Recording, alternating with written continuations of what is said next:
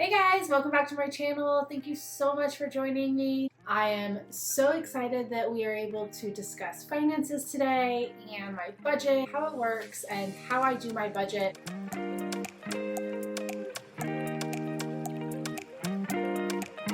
I am so grateful for all the new subscribers that I have. I love that it seems like you all loved my last video on how I'm doing my no spend year, how it works. I really appreciate y'all subscribing and liking the video, and I can't wait to share more content like this with you. If you are new here and you have not seen my no spend video, which was the last video I posted, go check it out. I think it's a really good one, and it breaks down how I'm doing my no spend year and how it works. So if you are interested in a no spend year or interested in getting information on what a no spend year is, definitely check out that video. I also just want to apologize in advance for the quality of this video. I realized after I recorded that it was not the greatest and I really wanted to upload to you guys, so I went ahead and pushed through with putting this video together instead of reshooting. I hope that the value that this video brings outweighs the poor video quality. All right, let's get started. We're going to be talking about how I break down what my expenses are and how do I know how much I need to make each month/week. As someone in the service industry, I usually do how much I need to make per week in order to pay all my bills. I will show you how I write out my budget. It is the simplest thing ever. I literally write my budget on an index card. I take a vertical index card and I write down everything I have, from my rent to my Netflix to miscellaneous expenses, and then I add it up and I basically just divide it by 4 so that I know how much money each week I need to make. I have my little sheet here. You can see that if the camera's focusing. I'm gonna go over all the information on it. To get started, I have most of my most important things listed first, and then it goes down into miscellaneous items. The very first thing at the top of my list is my rent. So my rent is $578 a month, and my rent actually includes water, trash, cable, internet, and maintenance. The only thing that's not included in our rent is our electricity, so we pay that separately, which I have allotted about $65 for. That is about the average. I also have my phone, which is $56 a month. I have my car insurance, which is $126, which I have worked so hard to get that down to even where it was. Starting about a year and a half ago, it was at $200. Then it went down to like $180. And then it went down to like $136 or something like that. And now it's like $126. So every premium, it's gone down a little bit. I've been driving so safe. So that is tip number 1. Do not get speeding tickets. If you live in a big city, don't get parking tickets. Try not to get moving violations so they don't affect your insurance. I haven't had a speeding ticket or a ticket at all. I take that back. I did actually get a ticket for expired registration because I had no idea it was expired for 2 months.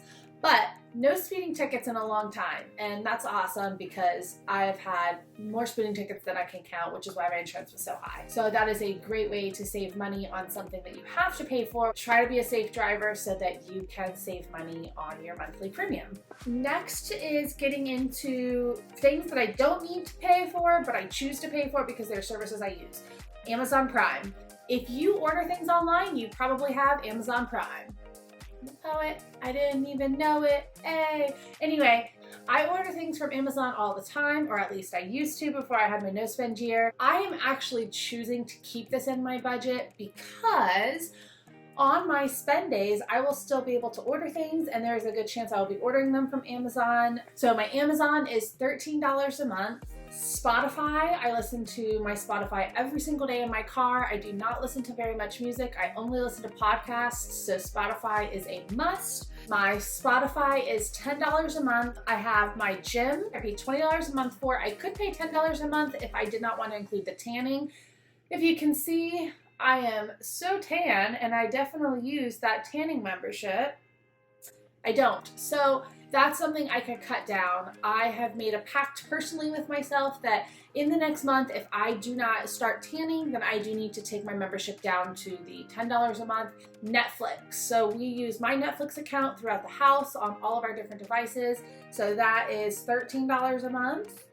We have a theme park. If you're not from Virginia or Florida, you probably don't know what it is, but it's called Busch Gardens. It's beautiful. We live about 20 minutes from Busch Gardens, so we use it quite often in the summertime. We like to take the kids there, and just in general, it's nice to go there and walk around. They have great food, so we'll go there and eat, and I pay $17 a month for that. Okay, so also I have my waxes. I do get waxed in certain areas of my body that I will not specifically name, and that is $35 a month. What else? Okay, so outside of things that I don't have to purchase, but I do, I have a couple other things. One is counseling. My boyfriend and I do couples therapy. We don't have like serious relationship problems where we are trying to like save our relationship or anything like that. We kind of do preventative maintenance, and at least twice a month we go to therapy to talk, and it's good for our mental health. It's good for our own sanity, but we do spend about $120 a month on going to therapy. So then I have my credit card payments, which will hopefully very soon be gone. So to just go over them really quick, I have 5 credit cards that I make minimum payments on, and as of right now, since I'm doing my no spend year, I have been making them like max payment I can make on every card for like my budget, for like what money I have left over. I've been putting bigger amounts of money on my credit card, and I will show you guys how I've made an Excel spreadsheet for just my credit cards so that I can monitor how much I'm paying off, and over the course of the next few months, how close I am to getting back down to zero. If you watched my last video, you know that I have accrued over $4,000 back in credit card debt, and I'm working really hard to pay that off. So I have cats, and unfortunately with my cats, I do have some expenses. I have things like cat food, I have wet and dry food, I have cat litter. Also occasionally I like to buy them a new litter box so that that's fresh, the litter scooper, I have like a litter deodorizer, and I buy them like toys and scratching posts and catnip, things like that. So my budget that I've allotted for that is $140. I am individually keeping track of how much money I've spent on them in the past month, and I will maybe modify that budget according to what I'm noticing that I'm spending, if it's more or less. I also have a tax payment, which was out of the blue. I realized that I owed $3,000 in back state taxes since I was in the restaurant industry. I didn't really know that I needed to save money throughout the year so that at the end of the year for tax time, I would have a little extra to pay on my back taxes that I owe. And over the accumulation of about 10 plus years, I've just accumulated so much state taxes, and now I'm trying to pay it down. So I pay $100 a month to pay that out. Okay, so after that you have gas, food, groceries, car expenses, and taxes. So for gas, I allot $130 a month. For my food, which means on my no spend year, the 1 day a week that I can spend on food, I've approximated that it'd be $70. Okay, so for groceries, I have $150. I'm already learning this month so far with not being able to go out to eat. That number is probably going to be bigger than $150 because I think I'm already at like, I want to say I'm already at 150, maybe even more. So that'll probably change. And then my car expenses, I put $25 because over the course of a year, when you're getting things like oil changes or inspections, I feel like $25 a month is about the average that I would be spending. Taxes, I put like for property tax. So for property taxes on my car, I put $15 a month because that would be about the average that it is for the year. With all of that accounted for, my total that I need to make every month is $1,843. So that is my budget for the month. I need to make $1,843 alone to pay all of those expenses, which dividing that by 4 comes up to $460 a week that I need to make. So what's funny about this budget is my budget from last year, I redo it every year, same style, I just put it on one of these little index cards and write it all out. A few things changed. I dropped a few of my subscriptions and I added a few expenses. After it all ended up balancing out, I was $1 difference. It was like $461 last year for each week, and this year it's $460. So I thought that was really funny. All right. So, like I said, going over my credit card debts, I'm going to put that here. All right, guys, so I'm going to show you how I am going to be starting my calculations for my credit cards. So I'm going to be using Excel for it because I just feel like it's the best way to document.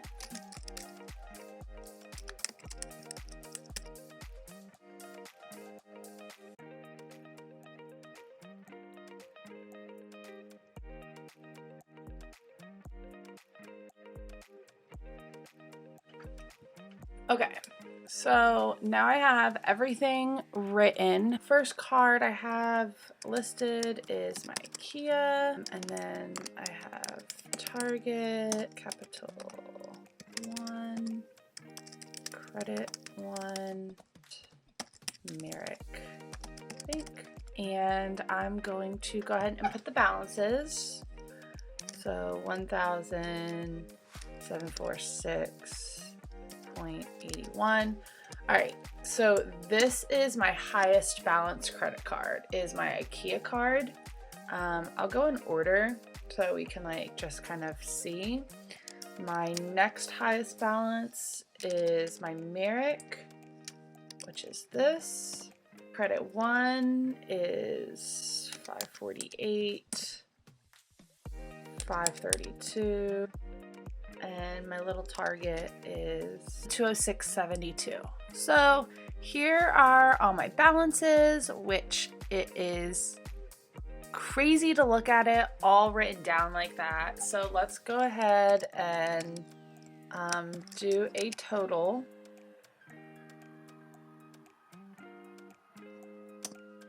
Woo! All right, look at that. So a whopping $4,259.69. It's just crazy because when you look on the apps, like the Capital One app or the Credit One app, you look at the individual balance. You say, okay, $532.74. It's not that much. It's a lot, but it's not crazy. But looking at it all together with a total, wow. And what's crazy is that in about August or September of last year, 2019, I had this at zero. This was $0. I had no credit card balances at all. So I had paid off what balances I did have, which they were not this much. I didn't have the IKEA credit card. I didn't even have the Target credit card. I only had these three. But now, within just a few months, I accumulated over $4,000 in credit card debt, and it's just disgusting. So at the end of every month, I will put in the new current balance and we will total it out. And hopefully by, I'm going to say like May is kind of my goal to have it at zero.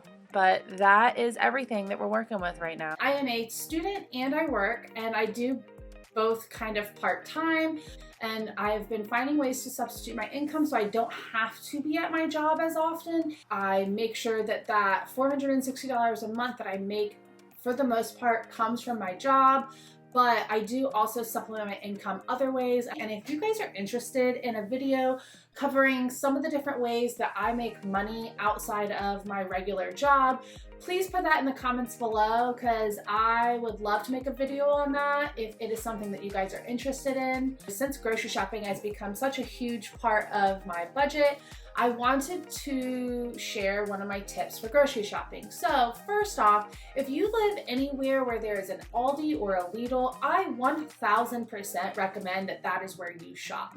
I do all of my shopping at Aldi and at Lidl. They are very similar stores, but they do carry different products, and I like like to do shopping at both. I do any other supplementary grocery shopping at Food Lion, which is traditionally like a couple things. But other than that, I buy all of my groceries at Lidl and Aldi because the prices there are phenomenal, and you can get the same items that you're buying at your big name retailers for half the price. So first tip, definitely check out Lidl and Aldi if you have one nearby. Tip number 2 is in your budget, go through, write it all out, see what you don't need. There have got to be things in your budget that you don't actually need, things that you don't use. So for instance, when I went through my budget, I had a subscription service to CBS. I watch one show that comes on the CBS app, and it only comes on in the summer. So I don't need to pay for that service the other 9 months out of the year. So I canceled that. I'm gonna have to cancel that second part of my gym membership if I decide in the next month that I'm not gonna use it. I'm not gonna go tanning, then I don't need to pay an extra $10 a month. So go through your budget, see if there's things that you don't need. Third is write down your budget. That is so important. Physically write it down like I have, like write it down so that you can see every single thing that you're buying and how much it costs so that you have a tangible number so that you know where to live within your means. That falls into tip number 4, live within your means. Do not buy things that you can't afford. Don't put things on the credit card. Don't pay for things that you know you haven't made that money to pay for the things that you need to. One thing that I did not include in my budget, which I'm still super debating if it is something I want to go back and include or not, is my nails. I have gotten my nails done for years. I usually have acrylics on. However, I haven't been the most happy with my nail service lately. I just feel like they're not the shape that I want or the length, or they're not done correctly. So I decided that was going to be an expense that I cut out. If you can see, like, I don't know if you can see how horrible my nails are, but they are looking really rough right now. I'm going to wait until I take these off and see how I feel. Like, one thing like I didn't include in my budget that I do get is I get my eyebrows waxed at my nail salon. So that is $8 plus I usually do like a $2 tip on that. So that's $10, I guess, that's not included in my budget. But other than that, like, that's pretty much my budget, and that's the breakdown, and that's how I document my budget. And so hopefully that was helpful to you guys. I definitely encourage you to create your own budget, write down your expenses, definitely write them down on a piece of paper so that you can see where your money's going at the end of the month. The one way that I created this budget is I just went through my bank account. So I went through over the course of like 2 months and just scrolled through my bank account to see what was coming out automatically. And I just wrote that down as I went. So I could see, okay, I have Spotify coming out, okay, Netflix. And then I would look through and I'd say, okay, I went to the grocery store 5 times and I spent this much. And then I looked the month before and do kind of the same thing. And then I kind of guesstimated how much I spent on groceries. Alright guys, well those are my tips and how I do my budget. I really hope that I inspired you all to go and create your own budget. I wish you guys the best of luck and thank you so much for watching. I really appreciate all of the subscribes and all the comments, and thank you so much for following me on my journey. I can't wait to continue making more videos. If you have any questions or any other content you'd like to see, definitely put it down in the comments below. And make sure you hit that subscribe button so that you know when I upload. And I can't wait to see you guys in my next video. Thank you so much for watching. Bye.